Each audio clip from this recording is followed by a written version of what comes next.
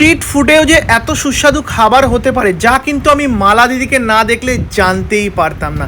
এখানে আপনারা পেয়ে যাবেন বাটার পোলাও, যেটার নাম দিদিভাই দিয়েছেন গাজর সুন্দরী, মিক্সড ফ্রাইড রাইস, চিকেন কষা, মাটন কষা।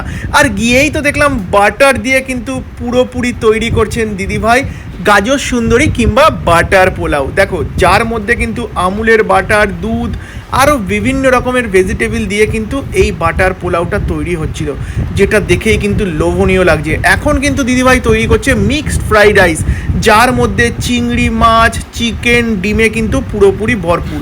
এখন কিন্তু দিদিভাই তৈরি করে ফেলেছে একেবারে দই চিকেন, যেটা দেখে তো আমার একেবারে জিভ থেকে জলই গড়িয়ে পড়ছিল। একেবারে আলু দিয়েই কিন্তু প্রিপারেশন করা হয়েছিল। তৈরি হচ্ছে লাল লাল ঝাল ঝাল মাটনের ঝোল।